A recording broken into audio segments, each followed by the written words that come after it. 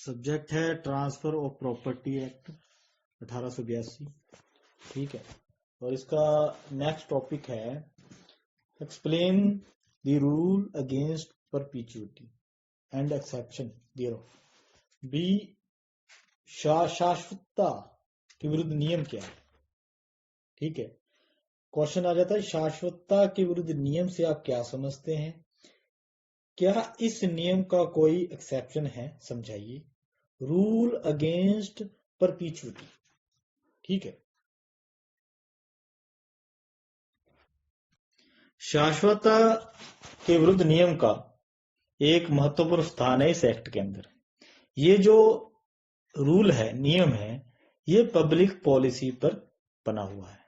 ठीक है, ये सिद्धांत ये कहता है कि किसी भी प्रॉपर्टी को आप शाश्वत रूप से अवरुद्ध बांध के नहीं रख सकते, क्योंकि इससे ना केवल व्यापार व्यवसाय जो बिजनेस है उस पर प्रतिकूल प्रभाव पड़ता है, ना और संपत्ति का जो मतलब संचलन है वो भी रुक जाता है। ठीक है, मतलब आप किसी प्रॉपर्टी को एक जगह बांध कर नहीं रख सकते भी। आप ये व्यवस्था नहीं कर सकते कि जो प्रॉपर्टी है वो 100 साल तक आपकी रहे, या आपके खानदान में जो मेंबर है जो आगे से आगे आएंगे उनके पास ही रहे और किसी को वो ट्रांसफर ना हो। इससे क्या होगा, व्यापार व्यवसाय सबको नुकसान पहुंचेगा। ठीक है, एक विकास की जो मतलब दौड़ है वो रुक जाएगी, क्योंकि प्रॉपर्टी है बंध चुकी है, ना तो उसको बेचा जा सकता है ना वो ट्रांसफर हो सकती है, तो वो क्या सबके लिए हानिकारक है। संपत्ति अंतरण का प्रभाव चलता रहे, यही लोक नीति का सिद्धांत है। प्रॉपर्टी ट्रांसफर होती रहे। ठीक है, सेक्शन 14 में शाश्वतता के विरुद्ध नियम के रूप में स्थान दिया गया है। ठीक है, इस सिद्धांत को, इस नियम को शाश्वतता के विरुद्ध नियम, रूल अगेंस्ट परपीचुइटी के रूप में स्थान दिया गया है। ठीक है, सेक्शन 14 क्या कहता है, कोई भी संपत्ति अंतरण ऐसा हित सृष्ट करने के लिए प्रवृत्त नहीं हो सकता जो ऐसे अंतरण की तारीख को जीवित एक या अधिक व्यक्तियों के जीवन काल और किसी व्यक्ति जो किसी कलाविधि के अवसान के समय अस्तित्व में है, जिसे यदि वे पूर्ण व्यय प्राप्त करे तो वे श्रेष्ठ हित मिलना हो, माइनॉरिटी के पश्चात प्रभावी होना है। सरल शब्दों में समझे, इस नियम के अनुसार किसी व्यक्ति द्वारा कई व्यक्तियों के पक्ष में प्रॉपर्टी का ट्रांसफर किया जा सकता है, लेकिन जो लास्ट व्यक्ति है जिसके हक में आपने प्रॉपर्टी का ट्रांसफर किया है, वो उस प्रॉपर्टी में क्या वेस्टेड इंटरेस्ट, हित निहित होने को उसकी वयस्कता की आयु मतलब मेजोरिटी की आयु प्राप्त करने के बाद नहीं टाला जा सकता। कहने का मतलब आप एक से ज्यादा लिविंग पर्सन, जिंदा व्यक्ति को प्रॉपर्टी ट्रांसफर कर सकते हो, उसमें कोई दो राय नहीं है, आप कर सकते हो। ये इस एक्ट में लिखा है। जैसे मैं कहता हूं कि मेरी प्रॉपर्टी पहले ए को मिले, उसके जीवन के बाद बी को मिले, उसके जीवन के बाद सी को मिले, उसके पूरे जीवन के बाद डी को मिले, चारों को कर दी मैंने, चारों को चारा जिंदा है। ठीक है, अब जो लास्ट वाला है मैंने कह दिया कि डी, उसके बाद डी के बाद उसके पुत्र को मिले। ठीक है, अब जो पुत्र है वो क्या होगा, वो लास्ट है, तो उसको पूर्ण हक प्राप्त होगा, वो उस प्रॉपर्टी को कैसे भी कर सकता है, क्योंकि बीच वाले तो प्रॉपर्टी को बेच नहीं सकते, आगे प्रॉपर्टी जानी है। ठीक है, उनका हक तो उस प्रॉपर्टी को एंजॉय करने का है, क्योंकि आगे प्रॉपर्टी जाएगी, पहले बी को, सी को, फिर डी को। ठीक है, डी के बाद अगर कोई उसका लड़का लास्ट अंतरिति जो डिसाइड किया गया है, उसको पूर्ण हक होगा। पूर्ण हक कब प्राप्त, मतलब पूर्ण हक कब तक रोका जा सकता है, जिसको वेस्टेड इंटरेस्ट कहते हैं, उसकी मेजोरिटी की एज प्राप्त होने तक रोका जा सकता है, उसके आगे नहीं। कहने का मतलब जब डी का पुत्र 18 साल का हो जाएगा तब तक आप उसके हक को रोक सकते हो, तब तक उसका हक कंटीजेंट रहेगा। उसके बाद क्या हो जाएगा, 18 हो गई, लास्ट भैया है वो, तो उसको क्या मिलेगा, वेस्टेड इंटरेस्ट। कौन सा, वेस्टर्न, जो पूर्ण होता है, उसको पूरा हक है उस प्रॉपर्टी पर। ठीक है, तो ये नियम ये कहता है भाई आप कर सकते हो ट्रांसफर एक से बाद कई व्यक्तियों को, एक के बाद दूसरा, दूसरे के बाद तीसरा, तीसरे के बाद चौथा, लेकिन जो लास्ट अंतरिति है आप उसके हक को, मतलब लास्ट अंतरिति जो है उसको पूर्ण हक प्राप्त होगा, वेस्टेड होगा, उसके हक को आप उसकी मेजोरिटी की एज तक रोक सकते, उसके आगे आप रोक नहीं सकते। ठीक है, अब शाश्वतता के विरुद्ध जो नियम है, शाश्वतता का कारण क्या है, ठीक है, उसका मतलब क्यों ये नियम बना, अभी आप ज्यादा से ज्यादा लंबे समय तक आप अपनी प्रॉपर्टी को मतलब बांध के नहीं रख सकते। ठीक है, पहला तो ये संपत्ति अर्जित करने वाले व्यक्ति के मन में संपत्ति के प्रति मोह रहता है, वो चाहता है कि उसके उत्तराधिकारी जो उसके लीगल हेयर हैं, बच्चे हैं, वो उसका दुरुपयोग ना करें और वो प्रॉपर्टी वैसे ही रहे और वैसे ही वो सारे एंजॉय करते रहे उस प्रॉपर्टी में, उसको बेचे ना, हाँ ठीक है, उसका यूज मतलब दुरुपयोग आगे से आगे कोई ट्रांसफर ना करते। ठीक है, दूसरा, अधिकांश व्यक्ति ये चाहते हैं कि वह संपत्ति का जन्म जन्मांतर तक उपयोग करें। ठीक है, ऐसे व्यक्ति पूर्व जन्म में विश्वास करते हैं, कहते हैं कि आज मैं कोई प्रॉपर्टी छोड़ के जा रहा हूं तो वो मुझको कल मिलेगी, उसका मैं यूज करूंगा। ठीक है, तो इस धारणा से भी संपत्ति के शाश्वत अंतरण को बढ़ावा मिलता है। तीसरा, पारिवारिक संपत्ति को हर हालत में विक्रय मतलब बिकने से रोकना, उससे बचाना। उनके बीच में भावना रहती है कि ये मेरी प्रॉपर्टी है, ये मेरे परिवार की है, ये बिके ना, कोई बेच ना पाए, तो उसको बांधने के लिए वो ऐसा ट्रांसफर करते हैं जो शाश्वतता के विरुद्ध है। मतलब आप ऐसा ट्रांसफर नहीं कर सकते, शाश्वत काल के लिए नहीं कर सकते, लंबे समय के लिए नहीं कर सकते। भाई आप ये नहीं कह सकते कि मेरे मरने के बाद मेरी प्रॉपर्टी मेरे लड़के को, उसके बाद उसके लड़के को, उसके बाद उसके उसके उसके उसके वो बीच वाले बंदे तो बेच ही नहीं सकते, ऐसे तो प्रॉपर्टी 500 साल के लिए बंद गई। ऐसा नहीं कर सकते, लिविंग पर्सन को आप ट्रांसफर कर सकते हो, चाहे 10 को कर दो, लेकिन जो लास्ट वाला होगा उसको जो हक मिलेगा वो पूर्ण हक मिलेगा। क्लियर? अब इसका उद्देश्य क्या है, मतलब इस शाश्वतता के विरुद्ध नियम को क्यों इस एक्ट में डाला गया, क्यों इसकी व्यवस्था की गई, इसका ऑब्जेक्ट क्या है, उद्देश्य क्या है। पहला, संपत्ति के संचयन को अवरुद्ध होने से रोकना। जैसे प्रॉपर्टी आगे से आगे ट्रांसफर होती है, उससे क्या कहते हैं, संचयन कहते हैं, उसको रुकने से रोकना है। मतलब प्रॉपर्टी एक जगह बांध कर नहीं रखी जा सकती। दूसरा, व्यापार व्यवसाय को हानि से बचाना है।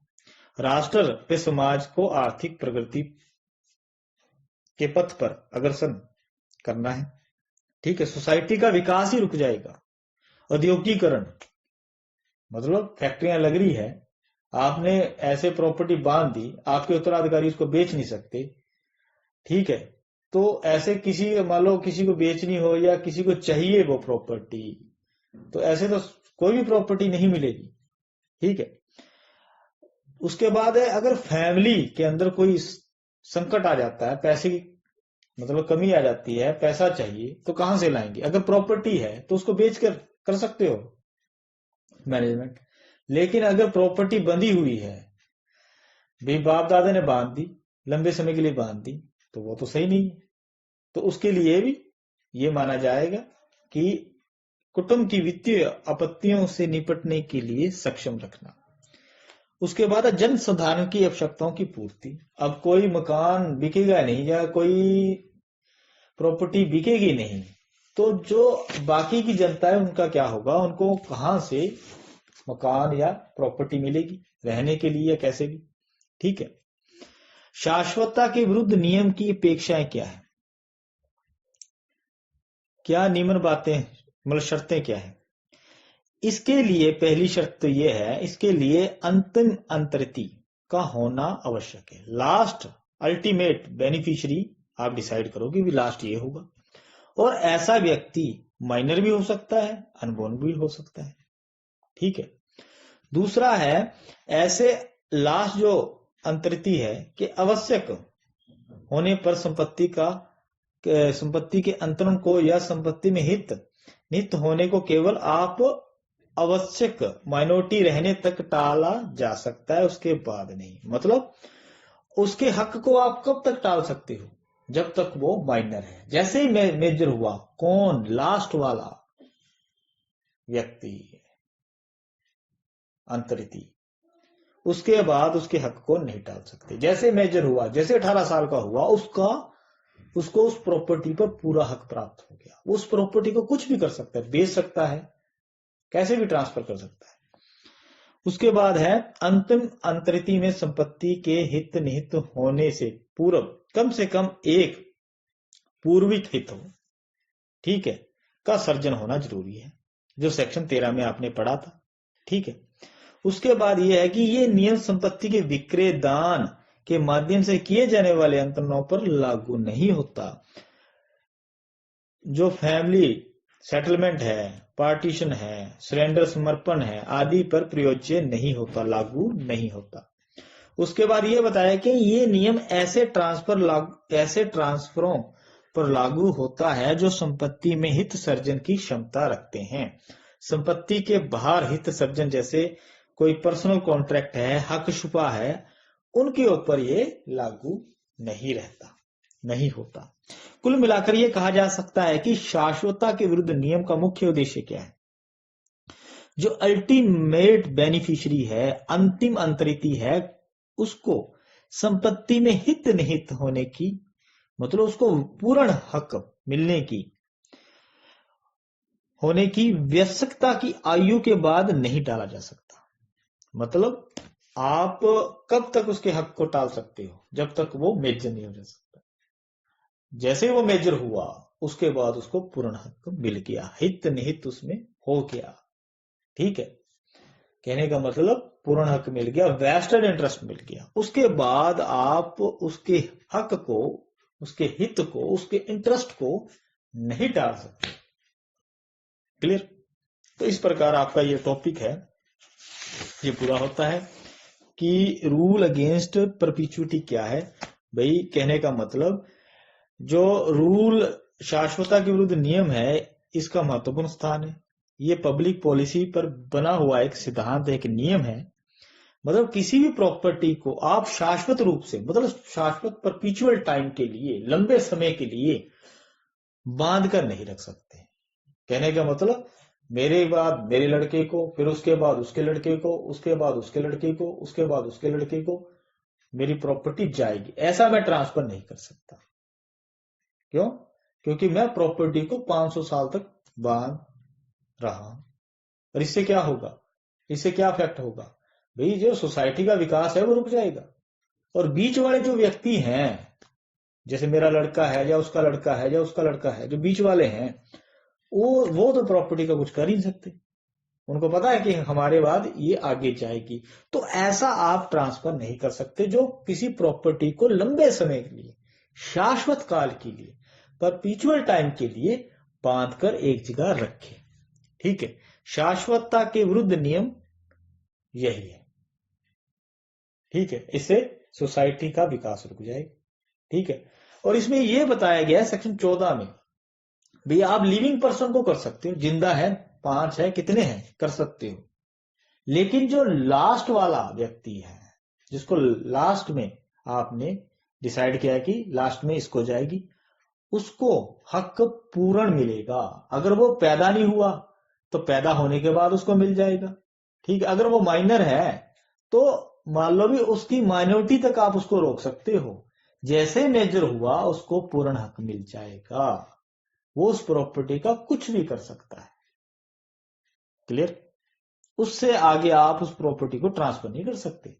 वो व्यक्ति उस प्रॉपर्टी का पूर्ण हकदार होगा, क्योंकि लास्ट वाला है। कहां तक रोक सकते हैं? उसकी मेजोरिटी की एज तक रोक सकते हैं, उसके आगे नहीं। जैसे मेजर हुआ, 18 को हुआ, पूर्ण हक प्राप्त हो गया। शाश्वतता के कारण क्या है?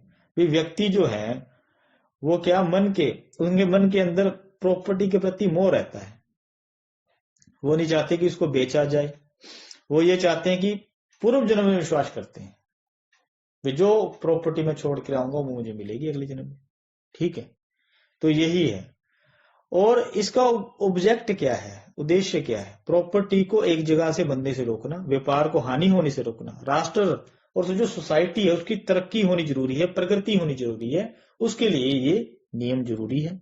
औद्योगिकरण को बढ़ावा देना, फैक्ट्रियां वगैरह लगनी चाहिए, उसके लिए जमीन चाहिए। अगर प्रॉपर्टी एक जगह पर बंद गई तो कैसे कोई सेल कर सकेगा? ठीक है, किसी को चाहिए हो तो कैसे बेच सकेगा? अब मान लो भी फैमिली पर कोई संकट आ गया, पैसे की कमी है, प्रॉपर्टी बेच रहे हैं, तो प्रॉपर्टी अगर बंदी हुई है तो कैसे बेचोगे? तो उसके लिए भी जरूरी है, ये जनसाधारण की आवश्यकताओं के लिए भी जरूरी है। ठीक है, तो ये हो गया आपका शाश्वतता के विरुद्ध नियम सेक्शन 14 तो ये पूर्ण होता है।